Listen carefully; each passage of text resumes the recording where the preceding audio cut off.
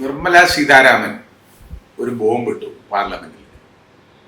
ബോംബെന്ന് പറഞ്ഞാൽ സാധാരണ ഞാൻ പറഞ്ഞത് യഥാർത്ഥ ബോംബല്ല, പക്ഷേ അത് നമ്മുടെ കേരള സർക്കാരിനെ സംബന്ധിച്ചിടത്തോളം അത് അവരുടെ മേളിൽ പതിക്കുന്ന ഒരു ബോംബായിട്ട് തന്നെ അവർ കണക്കാക്കുന്നു.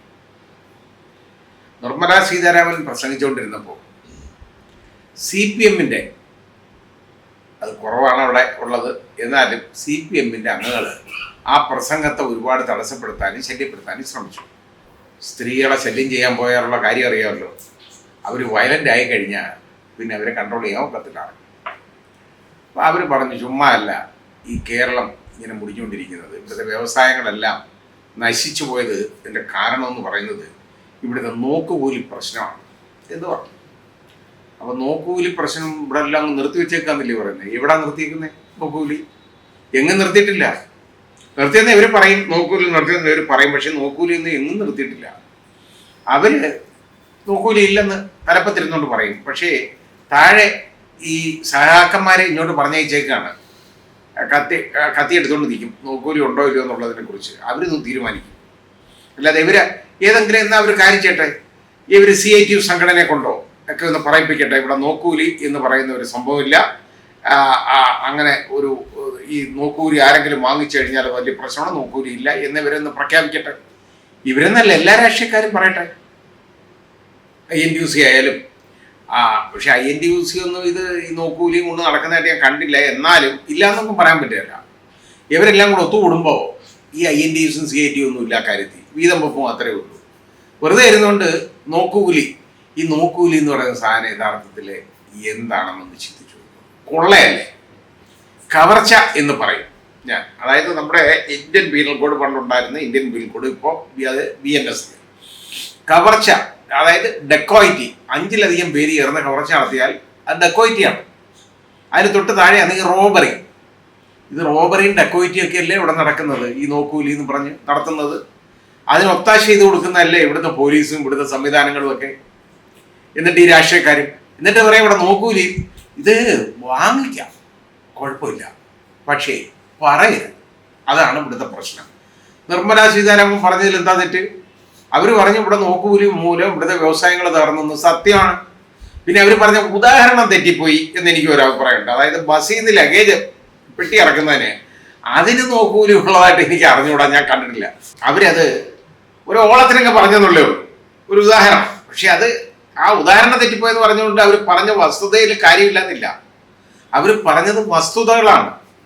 ഇവിടെ നോക്കൂലി ഇല്ല എന്ന് പറഞ്ഞാൽ നോക്കൂലി ഇവിടെ ഇല്ല അതൊന്നും മന്ത്രി P. രാജീവ് പറഞ്ഞിട്ടുണ്ടല്ലോ. P. രാജീവിന് കാണത്തില്ല നോക്കൂലി, ശരിയാ. കാരണം P. രാജീവിന്റെ ആളുകളല്ലേ ഇത് ചെയ്യുന്നത്, അല്ല P. രാജീവിന് കാണത്തില്ല നോക്കൂലി. ബാക്കിയുള്ള ആളുകൾക്കെല്ലാം ഇവിടെ നോക്കൂലി ഉണ്ട്. ഇവിടെ അതിന് രാജീവ് ഒരു കെട്ടിടം പണി നോക്ക്, ഇതിൽ നിന്നൊക്കെ ഒന്ന് രാജി വെച്ചിട്ട് ഒരു കെട്ടിടം ഒന്ന് പണിയട്ടെ, ഒരു സാധനം ഒന്ന് ഇറക്കണം. അന്നേരം യുവന്മാർ മാറി കയ്യും കെട്ടി അവിടെ നോക്കിയിരിക്കും. നോക്കി നിന്നതിന് ശേഷം അതിൻ്റെ അവസാനം ഇതിൻ്റെ കാശ് വാങ്ങിക്കാൻ വരും. അത് ആരെടുത്തുന്നാലും ഒരു വാങ്ങും.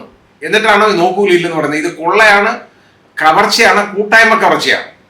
എന്നിട്ട് പറയാ നോക്കൂലി ഇല്ലെന്ന്. അപ്പൊ ഇത് പറഞ്ഞതാണ് സീതാരാമൻ, നിർമ്മല സീതാരാമൻ പറഞ്ഞുകൊണ്ടാണോ ഇത് തെറ്റായി പോകുന്നത്? ഒന്നുമല്ലല്ലോ. മാത്രമല്ല അവരൊരു ഉദാഹരണം കൂടെ പറഞ്ഞു കൊടുത്ത്, നിങ്ങളുടെ മുഖ്യമന്ത്രി 2 ദിവസം മുമ്പ് എൻ്റെ അടുത്ത് സംസാരിച്ചപ്പോൾ പറഞ്ഞു ഇപ്പൊ കേരളത്തിൽ നോക്കൂലി ഇല്ലെന്ന്. എന്ന് പറഞ്ഞാൽ എൻ്റെ അർത്ഥം എന്താ? പണ്ടുണ്ട് അവർ പറഞ്ഞ് അതിൻ്റെ അർത്ഥം പണ്ട് നേരത്തെ ഇവിടെ നോക്കൂലി ഉണ്ടായിരുന്നതാണല്ലോ, അത് ഇപ്പോഴും ഉണ്ട്. ഇതാണ് അവർ പറഞ്ഞത്, ഈ പറയാൻ പോയത്. ആ പറഞ്ഞതിൽ എന്താ തെറ്റ്? ഒരാൾ സത്യം വിളിച്ചു പറയുമ്പോൾ വലിയ കുഴപ്പമായി പോയി എന്ന് നമ്മൾ പറയും, അതല്ലേ? അത് സത്യം പറയാൻ പാടില്ല. വലിയ കുഴപ്പമാണ് പറഞ്ഞത്, കാര്യം സത്യം പറഞ്ഞു, അതാണ് പ്രശ്നം.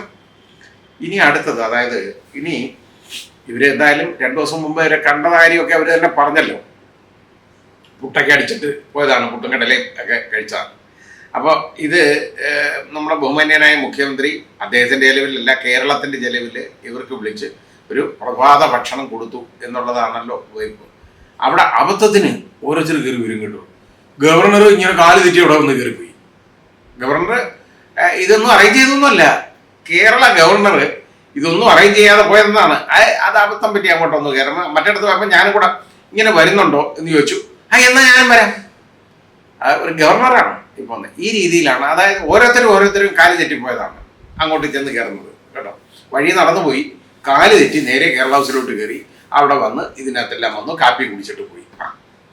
നമ്മുടെ ഗവർണറിനെയൊക്കെ ഗതിയുടെ വിളിക്കാതെ പോയി കാപ്പി കുടിച്ചിട്ട് പോകുന്നത് എന്ത് മോശമായ കാര്യമാണ് നമ്മൾ ചിന്തിക്കണം. ഇനി ഈ മീറ്റിംഗ് എന്താണെന്നുള്ളതിനെ കുറിച്ച് ഇപ്പോൾ വളരെ വലിയ കോലാഹലം നടക്കുകയാണ് നിയമസഭയിലൊക്കെ. അത് നമ്മുടെ പ്രതിപക്ഷ നേതാവ് വി ഡി സതീശനും അതുപോലെ തന്നെ രമേശ് ചെന്നിത്തലയൊക്കെ ഇതിനെക്കുറിച്ച് നല്ലതായിട്ട് സംസാരിക്കുന്നുണ്ട് കേട്ടോ. അവർ പറയുന്ന കാര്യങ്ങളെന്ന് പറയുന്നത് അവർ പറഞ്ഞതുകൊണ്ട് അത് തെറ്റെന്ന് പറയാൻ പറ്റുമോ? അതിനെക്കുറിച്ച് ആലോചിക്കേണ്ടത് എന്താണെന്ന്. അതായത് കേരളത്തിൻ്റെ പ്രശ്നങ്ങൾ ആണെങ്കിൽ ഇത്ര രഹസ്യമായിട്ട് ഇത്ര ഗോപ്യമായിട്ട് പോയി പെട്ടെന്ന് അങ്ങോട്ട് പോയി ഇങ്ങനെ കാണേണ്ട കാര്യം എന്താണ്? അതിൻ്റെ കാര്യം അവർ പറയുന്നതിനകത്ത് ന്യായമുള്ള കാര്യമല്ലേ? അതായത് ഇപ്പോൾ അടുത്ത ആഴ്ച എങ്ങാണ്ടാണെന്ന് തോന്നുന്നു ഡൽഹി ഹൈക്കോടതി ഒരു തീരുമാനം എടുക്കേണ്ടതും അവിടെ റിപ്പോർട്ട് സമർപ്പിക്കേണ്ടതും അന്വേഷണം സംബന്ധിച്ച് ആരുടെയാണ്? ശ്രീമതി വീണ വിജയൻ്റെ എക്സാലോജിക്കിനെ സംബന്ധിച്ചുള്ള അതിൻ്റെ മേലിലുള്ള നടപടികളാണ്. ധനകാര്യ വകുപ്പാണ് അത് ചെയ്യേണ്ടത്. അവസാനം ധനകാര്യ വകുപ്പിൻ്റെ തലപ്പത്തിരിക്കുന്ന ആരാ? നിർമ്മല സീതാരാമൻ. അപ്പോൾ ഇത് യാദൃച്ഛികമാണോ ഈ മീറ്റിംഗ്? ഈ അനൗപചാരികമായിട്ട് അൺഒഫീഷ്യലായിട്ട് ഇത് നടത്തുന്ന അനൗപചാരികമായിട്ട് ഉള്ള മീറ്റിംഗ്, അതെന്തോന്ന് മീറ്റിംഗ് ആയിരുന്നു? അനൗപചാരികം. മുഖ്യമന്ത്രിയും ഗവർണറും ഒക്കെ കൂടെ കേരളത്തിൽ നിന്ന് പങ്കെടുത്ത് നടത്തുന്ന മീറ്റിംഗ് എന്ന് പറയുന്നത് ഒഫീഷ്യലല്ലേ? അതിനകത്ത് ചീഫ് സെക്രട്ടറിയും കൂടെ പങ്കെടുപ്പിക്കുന്നതിൽ എന്താ തെറ്റ്? പക്ഷേ ചീഫ് സെക്രട്ടറി അറിയാൻ പാടില്ല, അതിൻ്റെ കാര്യങ്ങളുണ്ട്. അതാണ് അവിടുത്തെ പ്രശ്നം വരുന്നത്. സംശയിക്കണം, അതിനകത്ത് ശരിയായ സംശയമുണ്ട്. ഇത് പറഞ്ഞപ്പോൾ എനിക്ക് ഒരിക്കൽ ഒരു സിവിൽ സർവീസിൻ്റെ ഇൻ്റർവ്യൂവിനെ കുറിച്ച് അതിൽ പാർട്ടിസിപ്പേറ്റ് ചെയ്ത ഒരാൾ എൻ്റെ അടുത്ത് പറഞ്ഞൊരു കാര്യമാണ്. ഇൻ്റർവ്യൂ ബോർഡുണ്ട്, 6-7 പേരുണ്ട്, ഇൻ്റർവ്യൂ ചെയ്യാനിരിക്കുകയാണ്. വളരെ വലിയ ക്വസ്റ്റ്യൻസൊക്കെ ചോദിക്കും. അപ്പോൾ ആ ഇൻ്റർവ്യൂവിലിരുന്ന് അതിന് നേതൃത്വം വഹിക്കുന്ന UPSCയുടെ ആൾ, നേതൃത്വം വഹിച്ചുകൊണ്ടിരിക്കുന്ന ആൾ അതൊക്കെ പറഞ്ഞു, I cannot sit here now, here comes my son-in-law എന്ന് പറഞ്ഞിട്ട് ഇറങ്ങിപ്പോയി. അയാളുടെ മരുമകൻ കയറി വരുന്നു ഇൻ്റർവ്യൂവിന്, അതുകൊണ്ട് അയാൾ ഇരിക്കുന്നില്ല എന്ന് പറഞ്ഞിട്ട് ഇറങ്ങിപ്പോയി. കൂടുതൽ പറയേണ്ട കാര്യമുണ്ട്? ഒന്നുമില്ലല്ലോ. അപ്പോൾ ബാക്കി എന്താണ്? ഈ മരുമകൻ സെലക്ട് ചെയ്യപ്പെട്ട ആളാണ്, വീണ്ടും നല്ല ഫ്ലൈയിങ് കളേഴ്സിൽ അങ്ങ് കയറി വന്നു എന്ന് പറഞ്ഞതുപോലെയാണ് ഈ നടന്നേക്കുന്നത്. ഞാൻ മോളെ കാര്യമൊന്നും പറയാനില്ല പോയെ. പക്ഷെ നിർമ്മല സീതാരാമനെ വിളിച്ച് ഒരു ബ്രേക്ക്ഫാസ്റ്റ് കൊടുത്തു, പുട്ടുകടലയും കൊടുത്ത് ഞങ്ങൾ കാര്യം പറഞ്ഞു, ഇത്രയേ ഉള്ളൂ. അപ്പോൾ ഈ പുട്ടുകടലയും കഴിച്ച ആളിൻ്റെ കയ്യിൽ ഇതൊന്ന് കിട്ടുമ്പോഴേ എനിക്ക് മെനഞ്ഞാന്ന് പോലും കാപ്പി വാങ്ങിച്ചെന്ന ആളാണ് എന്നൊരു തോന്നൽ വരത്തില്ലേ? അതാണ് ഞാൻ ഹിയർ കംസ് മൈ സൺ ഇല്ലാതെ ഹിയർ കംസ് മൈ ഡോട്ടർ എന്ന് പറയുന്നതിന് പകരമല്ലേ ഇത് നമ്മൾ മനസ്സിലാക്കേണ്ട കാര്യമാണ്. ഇതൊക്കെ ആരുടെ ഈ കേരളത്തിൽ ഇതൊന്നും ചിലവാകുന്ന ഒരു കാര്യമല്ല. ഇത് ആരുടെയും കണ്ണൊന്നും മൂടിക്കെട്ടാൻ പറ്റത്തില്ല. ഇത്രയും ഗോപ്യമായിട്ടും രഹസ്യമായിട്ടും ഒക്കെ ഉള്ള ഒരു മീറ്റിംഗ് അറേഞ്ച് ചെയ്യുക, അതിന് പറ്റിയ ആൾ കേട്ടോ. ഇതുപോലെ തന്നെയാണ് വന്നേക്കുന്നത്. അറേഞ്ച് ചെയ്ത് വെക്കുക, ഇതെല്ലാം ശരിയാക്കി വെച്ചിട്ടാണ് ഈ പറയുന്നത്. ഒരു പ്രശ്നവുമില്ല, എല്ലാം റെഡിയാണെന്ന്. അപ്പോൾ ഈ മീറ്റിംഗ് പൊളിറ്റിക്കലാണോ ഒഫീഷ്യലാണോ? അതായത് ഒഫീഷ്യൽ അല്ല എന്ന് പറഞ്ഞു കഴിഞ്ഞാൽ അൺഒഫീഷ്യൽ, അതായത് പൊളിറ്റിക്കലാണോ അൺഒഫീഷ്യലായിട്ട് കേരളത്തിൻ്റെ പ്രശ്നങ്ങൾ പറയാനാണോ അതോ പേഴ്സണലാണോ എന്നുള്ളതിനെ കുറിച്ച് നമ്മളൊന്ന് മനസ്സിലാക്കണം. ഇത് ഐദർ പൊളിറ്റിക്കൽ ഓർ പേഴ്സണൽ, ഈ നീക്കുപോക്ക് തന്നെയാണ്. കാരണം ഇതിനകത്ത് പാർട്ടിസിപ്പേറ്റ് ചെയ്യുന്നവരെ നോക്കി അറിയാം. ശ്രീ KV തോമസ് ആണ് ഇതിനകത്ത് ഉള്ള കോൺഗ്രസ്സുകാരനത് പറയാൻ ഒക്കത്തില്ലല്ലോ നമുക്ക്. ഏതാണെന്ന് അറിഞ്ഞുകൂടാത്ത ഒരാൾ അദ്ദേഹമാണ് അതിനകത്തുള്ളത്. പക്ഷേ ഇപ്പോൾ അദ്ദേഹം ഈ ആഹാരത്തിനൊക്കെ നന്ദിയുള്ള ആളായതുകൊണ്ട് ഒരു കുഴപ്പമില്ലാതെ ഇവരുടെ കൂടെ തന്നെ നിന്നോളൂ കേട്ടോ. കാരണം വേറെ ഇപ്പം വളരെ കഷ്ടപ്പെട്ട അദ്ദേഹത്തിന് ആപ്പാടി ഒരു നല്ല ജോലി കൊടുത്ത് വെച്ചേക്കുന്നത് ശ്രീ പിണറായി വിജയനാണ്. അതുകൊണ്ട് അത് വിട്ടുപോകാൻ സാധ്യത. മാത്രമല്ല വളരെ ലോയലാണ്. അതായത് ശ്രീ പിണറായി വിജയൻ്റെ അടുത്ത് വളരെ ലോയലാണ്. പിന്നെ ഗവർണർ അറിയപ്പെടുന്ന വളരെ ഉള്ള ഒരു RSSകാരൻ, അതായത് BJPയുടെ ഒരു വക്താവെന്ന് നമ്മൾ പറയാവുന്ന ഒരാളാണ്, ഒരു മുതിർന്ന നേതാവാണ് നമ്മുടെ ഗവർണർ. അപ്പോൾ ഇത്രയും ശ്രീ ആർലേക്കർ, ഇത്രയും പേര് ആണ് ഇതിൽ പാർട്ടിസിപ്പേറ്റ് ചെയ്തിരിക്കുന്നത്. ഇതൊരു പൊളിറ്റിക്കലായിട്ടുള്ള ഒരു കൊടുക്കൽ വാങ്ങലിൻ്റെ ഒരു ഇതായിക്കൂടാ എന്നുള്ളത് എങ്ങനെ പറയാൻ പറ്റും? ഉറപ്പായിട്ട് ഇൻഡിപെൻഡൻ്റ് ആയിട്ടുള്ള ആരും അതിനകത്ത് വേറെ ആരുമില്ല, ഇവർ ഇത്രയും പേരേ ഉള്ളൂ. അപ്പോൾ പൊളിറ്റിക്കലായിട്ടുള്ള ഒരെണ്ണം അല്ല എന്നെങ്ങനെ പറയാൻ പറ്റും?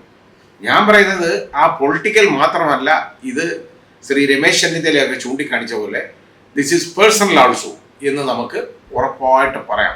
ഇവർ പേഴ്സണൽ എന്നുള്ള വാക്ക് അവർ ഉപയോഗിക്കുന്നില്ലെന്നുള്ളേ ഉള്ളൂ. പക്ഷേ ഇത് അങ്ങനെയുള്ള ഒരു മീറ്റിംഗ് ആണ്, ഈ ഒരു നീക്കുപോക്കിന് വേണ്ടിയുള്ള ഒരു കാര്യമാണ്. അതായത് ഇത് ഇങ്ങനൊരു കാര്യമുണ്ട്, അപ്പോൾ ഇവരെ വിളിച്ച് ഒന്ന് ബഹുമാനിച്ച് റെഡിയാക്കിയൊക്കെ വിട്ട് കഴിഞ്ഞാൽ അതിൻ്റെതായ നേട്ടങ്ങളുണ്ട്. പക്ഷേ നേട്ടം കേരളത്തിന് വേണ്ടിയാണ് ഈ സംസാരിക്കാൻ പോയതാണെന്നുണ്ടെങ്കിൽ ഇപ്പം നേട്ടം കോട്ടമായിട്ട് മാറിയത് നമ്മൾ കണ്ടതാണ്. കാരണം നിർമ്മലാ സീതാരാമൻ ഈ ബോംബ് കൊണ്ടുവന്നിട്ടു, അത് നോക്കൂലിയാണ്. ഇനി ഇവിടെ ഇവര് പറയുന്ന വ്യവസായങ്ങളൊക്കെ എല്ലാ വ്യവസായങ്ങളെയും ആകർഷിക്കുന്ന രീതിയിലാണല്ലോ നമ്മുടെ പോക്ക്. പക്ഷേ സത്യമാണോ പറയുന്നത്? ഇവിടെ ആർക്കെങ്കിലും വ്യവസായം ഒരു പുതിയതായിട്ട് കൊണ്ടുവന്ന് നടത്തിയിട്ട് ഇവിടെ പച്ച പിടിക്കാൻ പറ്റൂ? ഇവർ സമ്മതിക്കൂ? ഇവരെന്നല്ല, എല്ലാ രാഷ്ട്രീയക്കാരും കൂടെ അപ്പോൾ ഒന്നിച്ചാവും. എല്ലാവരും അവിടെ കുടികളുടെ ബഹളം, പിന്നെ അവിടെ അവനെ എങ്ങനെ മുടിക്കണം എന്നുള്ള ബഹളം, അതിനെക്കുറിച്ചുള്ള അത് വേണം, അവനെ എങ്ങനെ മുടിക്കണം എന്നുള്ളതിൻ്റെ റിസർച്ചാണ് ഇവർ നടത്തുന്നത്. ഇട്ടിട്ട് ഓടും ആളുകൾ, പാവങ്ങൾ. എന്നിട്ടാ പറയുന്നത് വ്യവസായ സൗഹൃദം. നല്ല സൗഹൃദമാണ്. കാരണം എന്താ, ഇതെല്ലാം കൂടെ വിധിച്ചെടുക്കാനുള്ള ഒരു പരിപാടിയാണ് നടത്തുന്നത്. ഇങ്ങോട്ട് വിളിച്ചു വരുത്തും, ഒരുത്തം വന്ന് അടിച്ചിൽ വീണു പോയാൽ അവനെ നുള്ളി പറിച്ചെടുത്ത് അവൻ്റെ മുണ്ടു തുണിയും വരെ അഴിച്ചെടുക്കും. അവന് പിന്നെ ഒന്നുമില്ലാതെ അവൻ വെറും ദരിദ്രനായിട്ട് അവൻ നടന്നു പോകണം. ഇതാണ്. എന്നിട്ടാ പറയുന്നത് വ്യവസായ സൗഹൃദം. പിന്നെ ഇത് പറഞ്ഞതിൽ, സത്യം പറഞ്ഞതിൽ എന്താ തെറ്റ്, എന്താ പ്രശ്നം നിങ്ങൾക്ക്?